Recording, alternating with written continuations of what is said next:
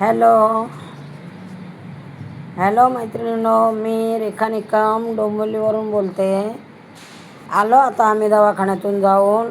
Checkup होता आज. सगळ्या टेस्ट करायच्या होत्या. डोळ्याचं ऑपरेशन आहे ना माझ्या मिस्टरांचं, तर ते सगळे चेकअप सांगितलेल्या करण्यासाठी. तर ते करायला गेलेलो. सकाळी 8ला घर सोडलं, तर आम्ही आत्ता आलो घरात. आता खाऊन झाल्यावर 2 तासांनी बोलवलेलं आहे. तर नाश्ता केला आणि मी तुम्हाला मगाशी जाताना घाई व्हिडिओ काढला. तो खाली बिल्डिंगच्या खाली बसून होते रिक्षाची वाट बघत. तर रिक्षा काय लवकर आली नाही.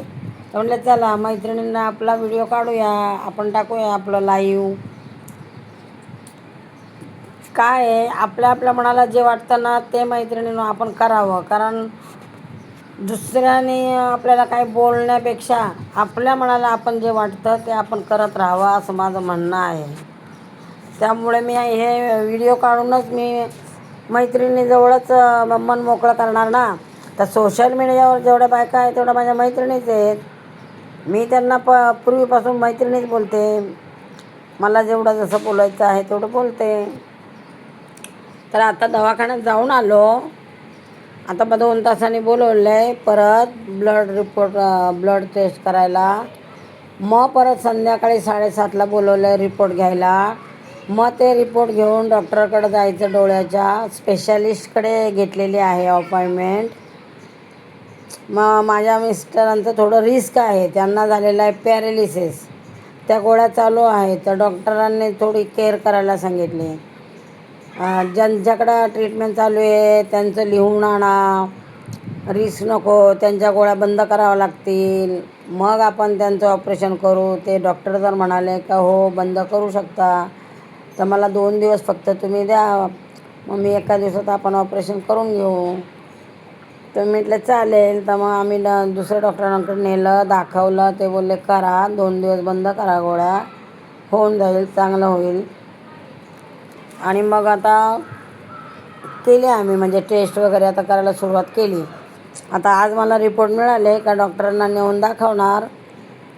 डॉक्टर काय म्हणतात बघणार आणि मग एक तारीख घेऊन 1 दिवस करून टाकणार. 1च दिवसाचं काम आहे.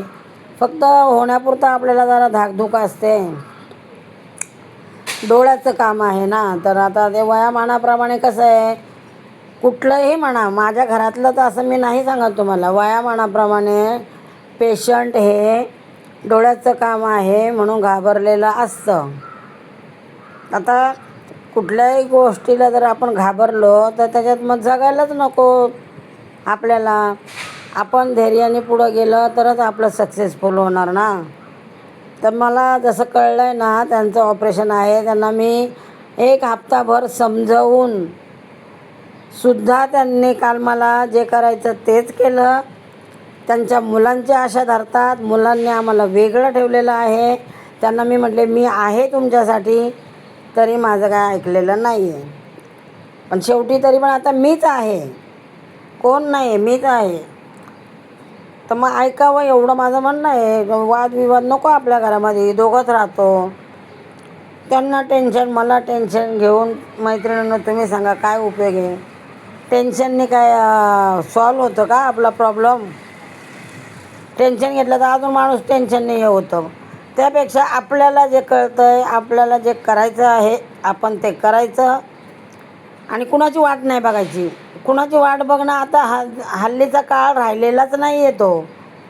मी माझ्या घरापुरतं बोलतच नाही आहे मैत्रिणींनो, कारण हे प्रत्येक घरोघरी मातीच्या चुलीच आहेत. कोणाकडे काही नाही आहे असं नाही आहे. प्रत्येकाचं एवढंच आहे का वेगळं टेन्शन असतं, वेगळं घरातलं असतं. माझ्या वेगळंच आहे घरातलं, आती जगा वेगळं आहे. काय करणार. पण परत तरी पण मी नमतेपणा घेऊन, शांत राहून, त्रास मलाच करून घेऊन काल अक्षरशः मी दिवसभर रडून काढला. कोणाला काय वाटणार नाही, त्याचा त्रास मलाच झाला आणि मला ते कळलं का त्रास आपल्यालाच होतो ह्या गोष्टीचा. तर रडून तरी माझे एवढं मला कोण समजायला आलं का, कोण म्हणलं रडू नको का काय नाही का, आम्ही आहे का नाही आहे काय. ओरडून घेतल्याशिवाय माझ्या घरातली फॅमिली नाही आहे. माझ्या घरातली फॅमिली आता फक्त तोंड सुटलेलं आहे त्यांना ओरडायला. सांगा काय करायचं मैत्रिणींनो. मला ह्या असं बोस आला तर मग मी आपला व्हिडिओ काढते, मन मोकळं करते. तुम्हाला कोणाला माझा व्हिडिओ पाहायचा तर बघा, नाही बघायचं तर नका बघू. मला लाईव्ह करायचं तर करा, नाही करायचं तर लाईव्ह येऊ नका देऊ. पण मी काढणार, मी माझे प्रयत्न सोडणार नाही. मला केलं, बऱ्याच जणांनी मला केलं म्हणजे नाही करायचं, नाही करायचं, हे नाही करायचं, ते नाही करायचं. का म्हणून मी कुणाच्या बंधनात राहू? काय आवश्यकता आहे का? कारण नाही, आता ते दिवसच नाही राहिले का आपण कुणाचं ऐकावं आणि मग त्यांनी आपल्याला शिकवावं, आपले गुरु ते व्हावं. हे नाही. गुरु मी असून मी जर कोणाचं ऐकू एकदम हे केलेल्यानंतर तर मी कशाला ऐकू? मी नाही ऐकणारी बाई. माझा स्वभावच असा आहे का मला नाही म्हणलं तर नाही, हो म्हणलं तर हो. मग मला कुणी काहीही म्हणा, मला नावं ठेवलं तरी चालेल, मला इगो आहे म्हणलं तरी चालेल, मला कुणी तू अशीच आहे, तू तशीच आहे, तर सगळं चालेल. अशीच आहे हो आहे, तशीच आहे हो आहे, तुझ्यातलं इगो हा आहे, तुम्ही जे समजायचं ते समजा. मग असं करून मीच पुढे डोकं दिलेलं आहे म्हणून आजपर्यंत मी इथे आहे. नाहीतर असे भविष्यात मी खूप झेललेत प्रॉब्लेम माझे.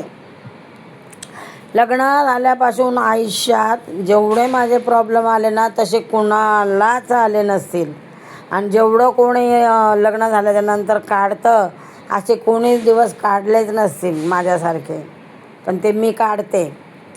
तर त्याचा पण मला मोबदला जर आत्ता पण ह्या वयात असा मिळू लागला ना तर म्हणून मग सांगा, राग कोणाला येणार नाही, कुणाला वाईट वाटणार नाही ह्या गोष्टीचं की अरे मग काय चुकतो आहे आपण, कुठे चुकतो आहे आपण, कशात कमी पडतो आहे, काय करायला कमी राहिलं आहे, कुणाला असंच वाऱ्यावर सोडलं होतं, कुणाचं काही नाही केलं का, असं माझ्या मनाला मी विचार करते. आणि मग मला खूप माझं आहे आळवं मग मला खूप रडायला येतं.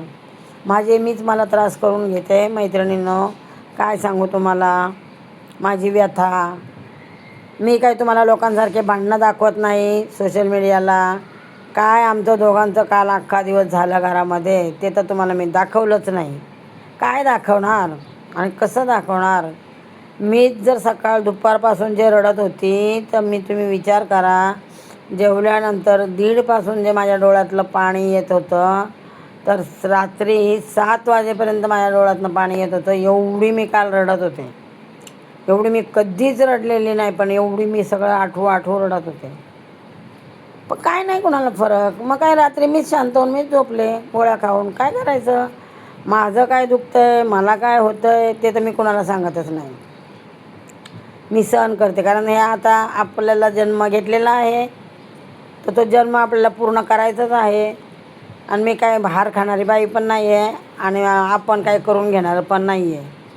मी तोंड देणारी बाई आहे, तोंड देते, सामोरी जाते. याच्या मागे खूप आयुष्यात माझ्या कटाकटा झालेल्या आहेत. खूप म्हणजे खूप.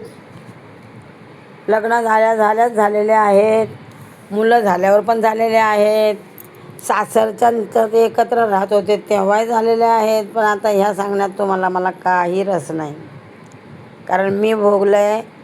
तुम्हाला कितपत खरं वाटतं आहे कितपत खोटं वाटतं आहे मला नाही माहिती, पण मी भोगलं आहे म्हणून तुम्हाला मी सांगते.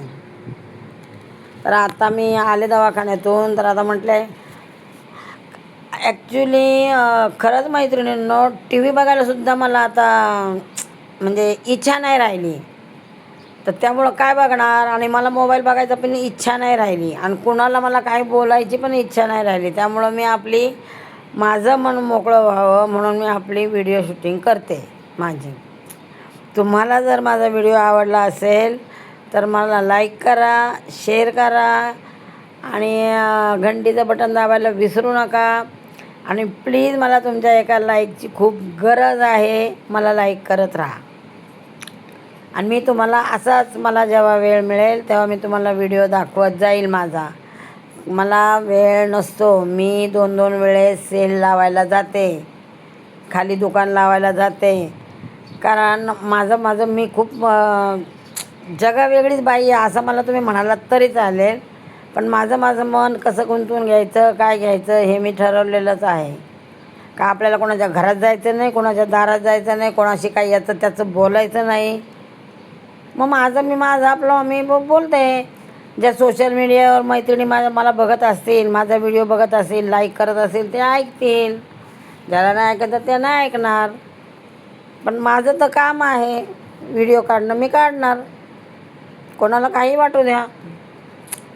चला मग भेटू पुढच्या व्हिडिओमध्ये. सांगेल तुम्हाला मी आता कधी ऑपरेशन आहे, काय आहे.